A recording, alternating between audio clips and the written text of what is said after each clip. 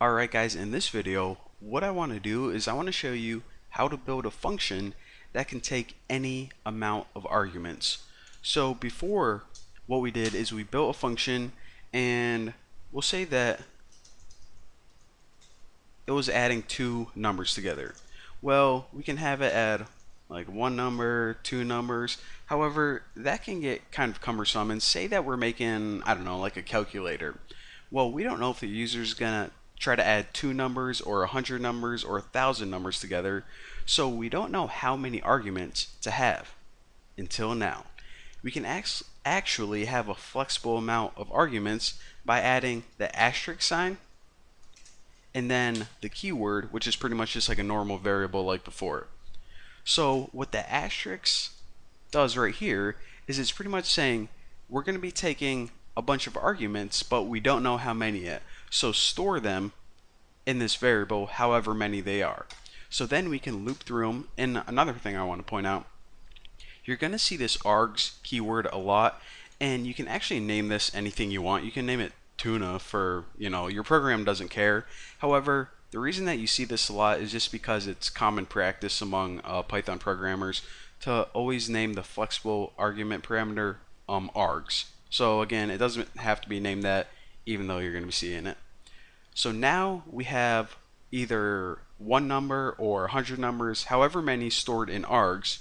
So since we made a function called add numbers, probably should start adding some numbers together. So alright, wow. Alright, it was really hot in my computer room, so I opened my door like slightly, but since it's like cold outside my room and warm inside, I guess there's a draft that keeps moving it back and forward, and in the middle of my tutorials it just like creaks. And let's see, it's 3:49 a.m. right now, so it's pitch black, so it's kind of freaking me out. But anyways, nice little side story. Cool story, bro, right? Alright, so now we can just loop through it like we would a normal for loop. So for A in args, pretty much loop through every single argument and do something with it. Well, we just want to take A, which is whatever value, and add it to the total. So now we get a running tally of the sum stored in the total variable, and we can just print out the total right there.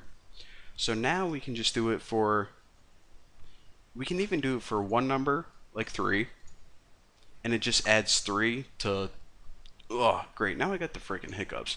So then it just adds 3 to total, and we can do it for two numbers, such as 3 and 32, and we can even do it for, well, that's not a number. For that. Whatever the heck this is. So again, one number, two, however many you want, it works the same regardless. So again, how awesome is that? Instead of having to write, a bajillion parameters, pretty freaking sweet if you ask me. So that is how you use a function with a flexible amount of arguments. So thank you guys for watching. Don't forget to subscribe, and I will see you in the next tutorial.